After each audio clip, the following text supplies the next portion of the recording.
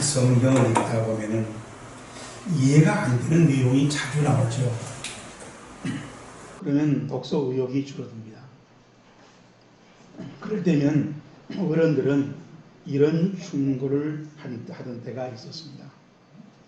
성경은 하나님의 말씀인 진리이니 무조건 덮어놓고 믿으렴. 이해가 안 되더라도 빠지지 말고 그냥 넘어가고 계속 읽어보라는 의미로 하는 말이었겠지요. 처음에는 그런가 봐 했던데 요즘에는 핸드폰으로도 웬만한 내용을 쉽게 확인할 수 있으므로 사람들은 그 내용을 확인해 보면서 그 실체를 보면서 또 믿으려고 합니다. 그래서 성경 독서의 충고도 이렇게 바꿔야 할 때가 되었다. 성경을 무조건 덮어놓고 믿지 말고 활짝 펴놓고 믿으렴. 1층 마루에 앉아있으면 담장 너머의 상황을 제대로 볼 수가 없습니다. 그래도 담장 너머의 실제 상황을 이렇다 말할 때 흔히 과거의 경험들을 참고로 하기 마련입니다. 그런데 보이지 않는 담장 너머의 실제 상황을 책임지고 사실 그대로 말하려고 2층, 3층으로 올라가서 담장을 넘어다 보면서 말하는 사람들이 많이 생겼습니다. 2층, 3층으로 더 높이 올라가면은 1층에서는 도저히 보일 수가 없었던 담장 너머의 현실을 훨씬 더 환히 볼 수 있게 되지요. 믿음 생활도 초신자라는 맨 밑바닥에서는 담장 안에 막혀 있는 것처럼 신앙생활을 비슷하게 답답하게 합니다. 많은 신앙의 원리와 법칙, 명령들이 풀리지 않아서 짜증나죠. 신앙의 법칙들은 이 세상의 경험이나 지식으로는 풀리지 않기 때문입니다. 그래서 신앙세계에 불가능해 보이는 것들이 있으면 그대로 놔두고 믿음의 수준을 더 높일 수밖에 없다는 것입니다. 하나님의 자녀의 삶을 보혜사 성령님에게 민감하게 순종하노라면 지난날 불평불만이던 문제들이 술술 풀리게 되고 해답도 알아볼 수 있게 찾아냅니다. 성경은 그 사람의 믿음 수준만큼 대답해 주기 때문입니다. 성경 말씀을 더욱 가깝게 하면서 신앙의 원리와 법칙을 찾아 준행하면 그러다 보면 믿음 수준은 점점 높아진다는 것입니다. 이 신앙생활을 잘 할 수 있기를, 꾸준하게 할 수 있기를 주의 이름으로 축복합니다. 그러면 성경이 점점 더 밝히 보이는 것을 체험하고 믿음의 시야도 넓어지고 키워지고 커진다는 것입니다. 오늘 설교 본문도 하나님의 자녀 삶을 올바로 잘 진행했다가 멀리 보지 못하고 갑자기 빗나가는 안타까운 모습을 보여주고 있습니다. 7절 말씀 봅시다. 너희가 다름질을 잘하더니 누가 너희를 막아 시작 실수하지 못하게 하더냐. 그 고면은 너희를 부르기 위해서 낳은 것이 시작 아니니라.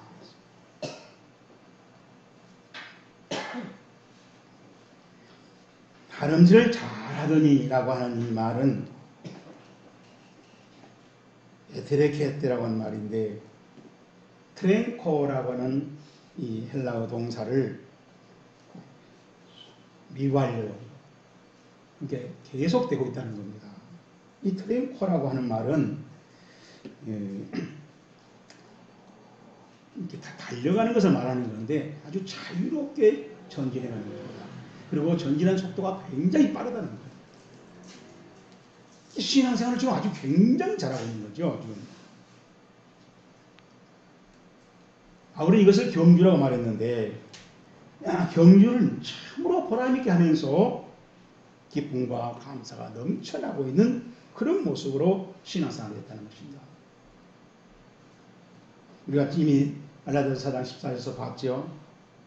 너희를 시험하는 것이 내 육체에 있으되 이것을 너희가 의심되지도 아니하며 버리지도 아니하고 오직 나를 하나님의 천사같이 또는 그리스도 예수같이 영접하였도다. 너희가 할 수만 있었더라면 너희의 눈이라도 빼어 내게 주었을 것이다.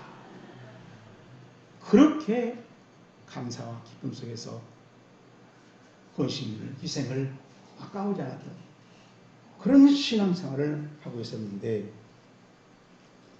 갈라디아 교인들은 이제 진리를 순종하지 못하게 됐습니다.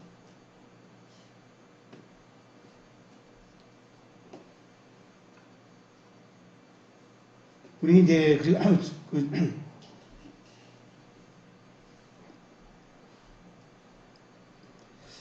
7절 후반절이죠. 진리를 순종하지 못하게 라고 하는 이 말씀인데,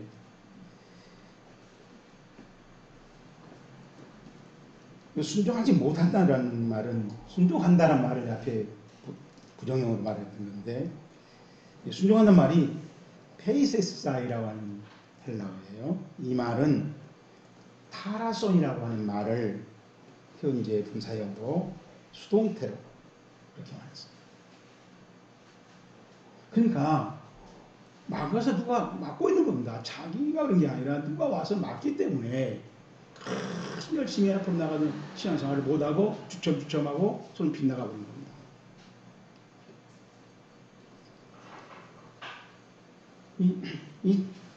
그래서 설득 당해가지고 거기서 못 벗어나는 거예요. 그런 상태가 지금 계속되고 있다는 겁니다. 그래서 현재형으로 썼어요. 그리고 그 상태를 바울은 10절에서 요동하게 하는 자라고 했습니다. 요동한다. 이 요동한다라고 하는 말도 보면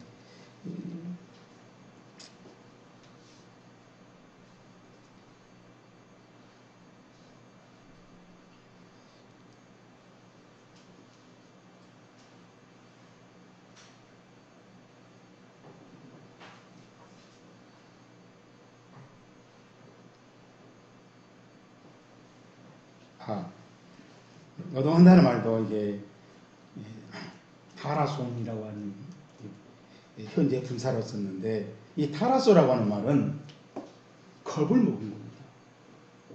그래가지고 그 겁이 근심떨게 된 거예요. 그래서 그 근심 상태에서 못 벗어나겠다는 거죠. 그러니까 이것도 현재형으로 썼어요. 그런 상태가 계속되고 있다는 거죠. 그러니까 지금 바울이 여기서 말하고 있는 것은 다 현재 모습이라는 겁니다. 언제 시작이 됐는지 모르는 지금도 그 상태에서 못 벗어나고 있는, 그것을 지금 바울은 이렇게 세 동사를 통해서 강조하고 있습니다. 이것은 우리 신앙생활의 실태를 말합니다. 우리 8절에 보면 너희를 부르시는 이에게 부르신다고 했는데, 이 부르신다는 말도 에크투 갈룬토스, 갈레오란 말도 현재형으로 나왔어요. 현재형사로. 하나님이 지금 계속 부르고 있는 겁니다. 지금 방해를 받아서 설득당해서 어디서 빛나고 있지만 그래도 하나님이 부른 거예요. 그러니까 하나님 그 부르심을 듣고 거기서라도 돌아오고, 아니면 계속 부르면 따라가서 가는 신앙생활이 있고, 설득당해가지고 이제 하나님 불러도 계속 설득당한 대로 빛나가버리는 신앙생활이 있다는 거죠. 이것은 갈라디아 교회만 그런 게 아니라 어느 우리들도 그래요. 똑같습니다. 하나님의 부르심을 받고 그 부르심을 따서 계속 신앙생활에 간 사람, 그렇게 신앙생활하다가 엉뚱하게 빠져가지고 하나님 계속 뒤에서 부르는데도 못 돌아서고 붙잡혀서 설득당해서 그 상태로 비참하게 나가는 신앙생활, 이 두 가지로 우리가 신앙생활을 하는 사람을 듭니다.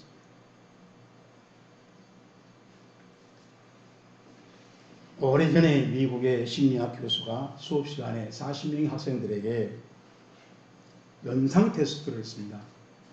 단어를 하나 주고 생각나는 걸 적으라는 거예요. 그래서 그때 교수가 제시한 단어는 성탄절이었습니다. 학생들이 그 단어를 하나씩 적어냈는데, 추리를 적어낸 사람, 선물 적어낸 사람, 칠면조 고기를 먹어서 생각나서 칠면조, 휴일, 캐럴, 산타크로스 등등을 적어냈습니다. 놀라운 것은 그 성탄절의 주인공인 예수님이 없더라는 거예요. 그러니까 우리가 성탄절을 영어로 크리스마스라고 하죠.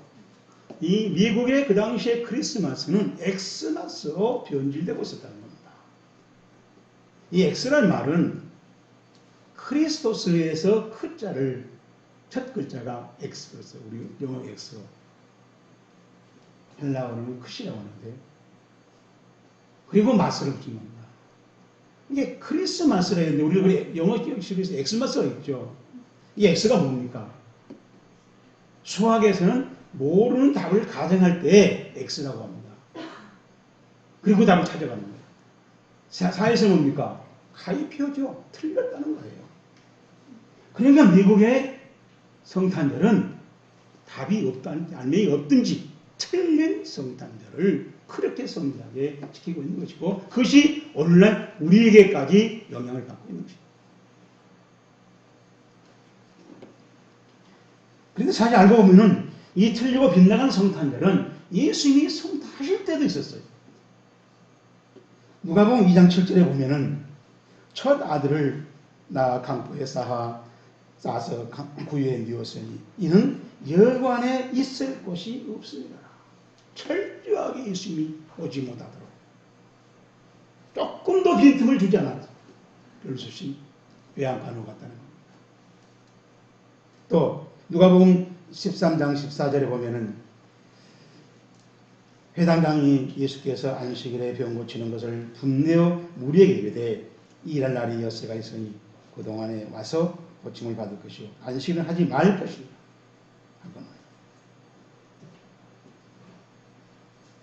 안식일 날 예수님께서 병 고치다가 혼났다는 거예요. 오늘로 말하면 주일날 예배당에서 성경 공부 가르치다가 혼난 겁니다. 우리가 이 사실을, 이 말씀을 잘 새겨 듣고 살펴서 내가 어디에 현장에 있는가, 그런 교회, 그런 신앙의 무리에, 그런 예배 중에 있는가 냉정히 살펴봐야 돼요. 자, 그러면은 이처럼 한심한 믿음 생활로 빠지지 않으려면 어떻게 신앙생활을 해야 되는 것인가? 무엇을 우리가 명심해야 되고 정신 차려야 되는 것인가? 오늘 설교본문을 저와 함께 보면서 찾아봅시다. 우리 4절 말씀입니다. 율법 안에서 어렵다함을 얻으려 하는 너희는 시작 그리스도에게서 끊어지고 은혜에서 떨어진 자로다. 자, 그러면서 우리 5절 말씀에 뭐라고 합니까? 우리가 성령으로 믿음을 따라 의의 소망을 기다리노니. 그러니까 이 성경을 보면서 바울이 이 문장을 통해서 뭘 말하려고, 어떤 사실을 말하려고 했는가, 우리가 그걸 잘 찾아내고 잘 붙들어야 됩니다. 그런 입장에서 말하면 우리 5절 말씀은 불안해요. 실패할 확률이 많다는 겁니다. 헬라어 성경을 보게 되면은 아주 바울이 강조해놨어요. 휘메이스, 우리란 뜻이, 너희들이란 뜻이, 너희들. 가르, 왜냐하면 이유를 밝힌 거예요. 이유를. 분명하다는 다 근거를 밝힌 거예요. 지금. 퓨마티, 성령에게 그렇게 번역하셨어요. 에크피스티오스, 믿음으로부터 나온다는 거예요. 믿음으로부터. 엘피다, 소망입니다. 소망이 믿음에서 나온다는 거예요. 그걸 뭐예요? 성령이 이렇게 한다는 거예요. 성령. 그래서 디카요신의 의로운 소망이 믿음에서 나와서 에페르데코마이. 그러니까 이 어떤 이익을 에너지 막 힘이 움직이는 거예요. 이 우리 성경에는 그 말을 믿음을 따라 그렇게 번역했어요. 따라란 말에 그런 뜻을 찾아낼 수 있는지. 근데 이 앞에 데코메사라고 하는 이 단어를 히브리서 상시월에 하나님 말씀 살아있고 운동력 있고 운동력이 있다, 운동력. 활력이 있다, 우리 개정에서 그렇게 고쳤어요. 그러니까 어떤 에너지, 하나님 전지는 힘이 막 움직이는 거예요. 그것이 어디서? 믿음에서 나도 누가 성령이 그렇게 한다는 것입니다. 이런 말씀을 보면은 방어가 아무것도 아니라는 거예요. 여기에 비하면 너무너무 중요한 사실이고 우리에게 꼭 필요한 사실이고 이것이면 된다는 겁니다.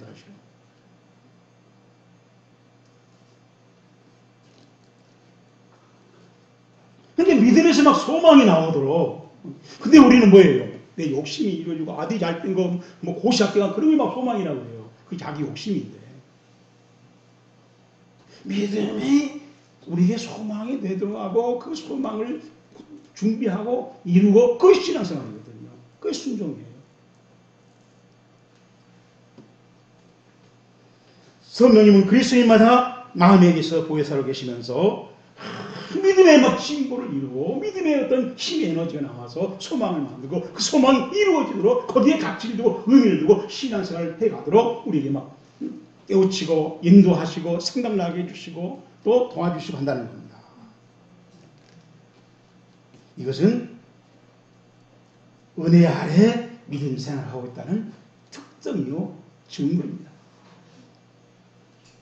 그러니까 은혜 아래 사는 그리스도인들은 성령이 율법을 통해서 구원받도록 인도하지 않아요. 헬레나 받으라고 그걸 일편장으로 제시하고 그런 생활에 가치를 두지 않아요. 성령이 중시하는 것은 생명과 평안을 갖춘 믿음의 진보입니다. 바울이 말합니다. 로마서 8장 6절에 육신의 생각은 사망이요 영의 생각은 생명과 평안이라. 성령이 무엇에 관심이 있다는 거예요? 생명과 평안이라. 그러므로 우리가 성령의 보혜사 되심에 민감하게 순종한다면 그리고 성령이 우리에게 제시하는 그 소망의 의미를 두고 준비하고 참여한다면 그 사람이 믿음 생활을 잘하는 것입니다. 그렇게 보면 우리 한국교회는 얼마나 한심합니까? 우리가 축복이라고 은혜라고 응답이라는 것들이 얼마나 엉터리냐면 우리나라 조선시대에 많은 새도 떨어뜨린다라는 말이 생겨났습니다. 주로 정승이나 판서 또는 왕실의 측근들이 막강한 권세를 휘두르고 있는 모습을 표현한 겁니다. 날아가는 새를 떨어뜨리는 말은 그 당시의 사회나 문화로 보면은 도저히 불가능한 것을 현실화시킵니다. 그렇다면 날아가는 새를 떨어뜨리는 것보다 더 엄청난 일이 있습니다. 그것은 떨어진 새를 다시 날아가게 하는 겁니다. 그러려면 상상도 못할 초능력이 필요하죠. 바로 그 일을 바울이 시도하고 있습니다. 그리스도에게서 끊어진 자를 다시 돌아오도록 하는 이 일이야말로 떨어진 새를 다시 날리는 일 아니냐. 그렇다면 우리는 이제 결단을 해야 됩니다. 새를 떨어뜨린 사람으로 살아갈 것인지 떨어진 새를 다시 날려버리는 그리스도로 살아갈 것인지. 예수님이 말씀하십니다. 요한복음 6장 63절에 살리는 것은 영이니 육은 무익이라. 내가 너에게는 말이 영이요 생명이라. 아멘. 성령의 보혜사에 잘 따르는 그리스도인으로 많은 떨어뜨린 영혼들을 살리는 그리스도인의 삶이 되기를 기도합니다. 두 번째로 우리 6절 말씀입니다. 그리스도 예수 안에서는 할례나 무할례나 효력이 없으되 시작 사랑으로서 역사하는 믿음뿐이니라. 아멘. 이 말씀도 사실 엄청난 말씀입니다. 저도 설교 준비하다가 헬라를 보면서 깜짝 놀랐는데 사도 바울이 믿음으로 고롭다 얻은 그리스도인들이 사랑으로서 역사하는 믿음으로 살아간다고 지금 말하고 있습니다. 자, 이 말이 여러분이 별로 놀라지 않는 것은 우리나라 그리기 때문에 우리나라 성경 문장이 헬라어로는 알라 그러나 그냥 대가 아니에요. 굉장히 강조를 합니다. 이 사실. 예. 피스데스 믿음은 디 아가페스 사랑을 통하여. 그 다음에 에네르구메네라고 했는데 이 에네르구메라는 말이 또 어떤 에너지의 사랑 힘이 막 움직이는 거예요. 사랑을 통해서 믿음이 나타난다는 겁니다.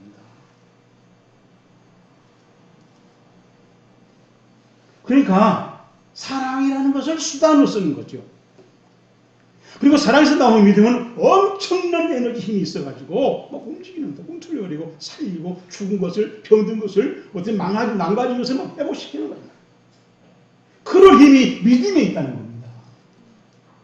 그러니 우리 믿음하고는 전혀 바울이 생각한 믿음과 다르잖아요.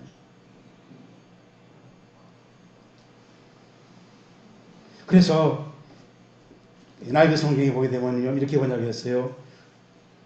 The only thing that count. 그러니까 오직 중요한 것은 faith, 믿음인데 flesh is fleshing. 표현되고 있다는 것입니다. 나타나고 있습니다. 이세 그 자신을 through love.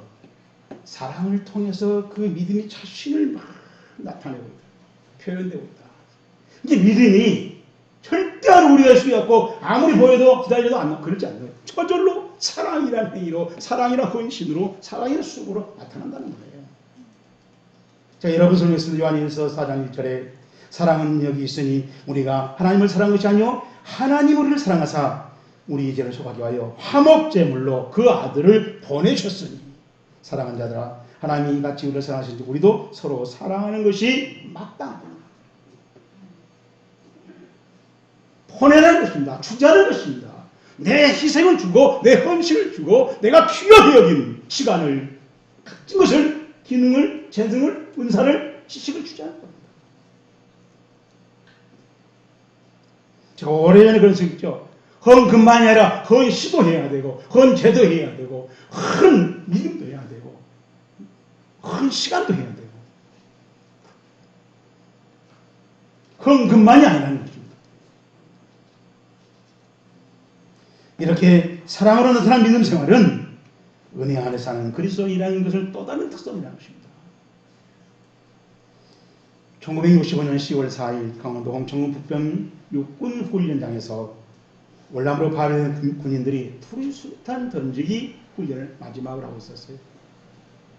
그때 이등병이 수류탄 안전피를 빼고 뒤로 던지는데 너무 긴장한 나머지 수류탄이 뒤에 뚝 떨어지고 그 모습을 보고 있던 강제구 소령은 강제구 대위가 수류탄을 덮쳐버린 것입니다. 그래서 많은 월남 가서 싸울 병사들을 살렸어요. 사실 그 당시에 한 덮쳐도 실수는 병사가 잘했잖아요. 지도 살려고 피했으면 돼요. 근데 강제구 소령은 육군 사관학교에서 배운 대로 그대로 실천했다는 것입니다. 그런 군인 정신으로 군인 생활을 하고 있었다는 것입니다. 여러분, 예수님도 우리 죄를 위해서 십자가에 매달려서 자기 자신을 화목제물로 바쳤습니다. 그렇게 희생으로 나타난 사랑을 믿음이라고 한다고 바울은 말해줍니다. 이 믿음 생활이 진짜이고 이 믿음이 하나님께 통하는 것이고 이 믿음으로 우리가 충성하라고 성경은 가르치고 있다. 그렇다면 우리의 믿음은 이 믿음을 24K가 나온 우리는 얼마나 3K도 어렵잖아요. 그런 믿음을 가지고 믿음 하고 있는 거예요. 여러분 지금이라도 이런 24K 이런 믿음을 갖고 한다면 하나님이 볼 필요도 없어요. 네 믿음대로 되라고. 그대로 인정하면 다 온갖 기적이 문제가 다 풀어진다고 저는 믿습니다. 마지막으로 1절 말씀 봅니다. 그리스도께서 우리를 자유롭게 하려고 자유를 주셨으니 그러므로 굳건하게 서서 시작 다시는 종의 멍에를 매지 말라. 아담이 범죄함으로 모든 인류의 인간들은 죄와 사망의 법 아래 갇히게 됐습니다. 이것은 하나님의 평가입니다. 이 속박에서 자유케 된 실체를 가르쳐준 말씀이 오늘 본문입니다. 그래서 성서학자들은 이 1절 말씀을 자유의 선포에 대해 헌장한다. 그만큼 중요하고 값지고 꼭 우리가 알아야 할 진리의 교훈이 여기에 담겨 있다는 것이죠. 어떻게 자유케 되는가? 예수님이 십자가의 화목제물로 희생했기 때문에 그 희생의 결과가 우리에게 자유를 준다는 것입니다. 이 말씀에는 세 가지의 효능이 있습니다. 예수님의 십자가의 결과 효능이 세 가지입니다. 대헌장이라고 하기 때문에 뭐가 그렇게 거기에 들어있느냐 그걸 우리가 밝혀보자는 것이죠. 첫째로 범죄의 세력인 사탄으로부터의 자유입니다. 히브리서 2장 14절 이하에 보면 예수님은 죽음의 세력을 잡은 자 곧 마귀를 없이 멸하시며 또 죽기를 무서워함으로 한평생 되어 종을 하는 모든 자를 놓아주리라 하시니 마귀를 우리 앞에서 치워주시고 꺾어주시고 우리가 하는 길에 마귀 때문에 우리가 할 일을 못하거나 피해있거나 눌려있거나 그런 이유 없도록 만들었다는 거예요. 그럼 우리 그리스도인들은 이제 마귀와 싸워서 승리할 수 있고 마귀 때문에 하나님 앞에 영광을 돌리지 못한 그런 일은 없다는 겁니다. 이것은 소속을 바꾼 천국 시민권자에만 해당될 것입니다. 두 번째로 로마서 8장 이하에 보면 범죄 사실에 대해서 우리는 자유한다. 그러므로 이제 그리스도 예수 안에 있는 자에게는 결코 정죄함이 없나니. 그렇습니다. 예수 믿는 사람은 이제 죄인으로 분류되지 않습니다. 왜냐하면 예수님이 대신 우리의 죄값을 지불해 버렸기 때문에. 너무 허망하고 간단하고 너무 신기해서 우리가 신값이 안 날지 모르지만 예수님이 값을 치렀어요. 마치 우리가 예상을 먹었는데 예상값을 주니까 주인이 돈 안 받는다고 내가 2번 받을 수 없지 않냐고 하는 것과 똑같아요. 그렇습니다. 그런데 이 자유는 그리스도인이 죄를 짓지 않는다 아니라 그 죄가 진홍같이 붉을지라도 하나님께서 신문이라고 평가하신다. 예수님 때문에, 예수님의 십자가 때문에, 예수님의 십자가 네가 믿고 있기 때문에.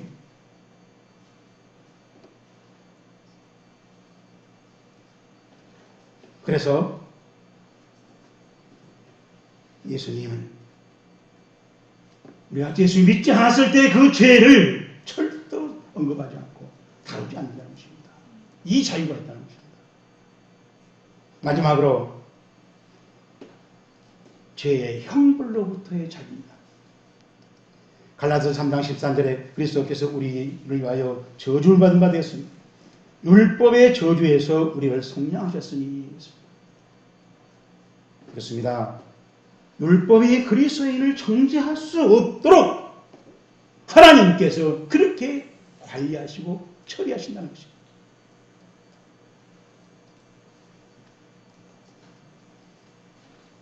그러므로 그리스도인들은 율법에 의해서 전에 지은 죄를 가지고 형벌을 받지 않는다는 것입니다. 그래서 자유라는 것입니다. 예수를 믿기 때문에 과거와 현재와 미래의 모든 죄는 난 자유롭다. 그건 순업지입니다. 로마서 5장 1절 이하에 보면 이런 말씀이 있습니다. 우리가 믿음으로 의롭다 하심을 받았은즉 과거지요.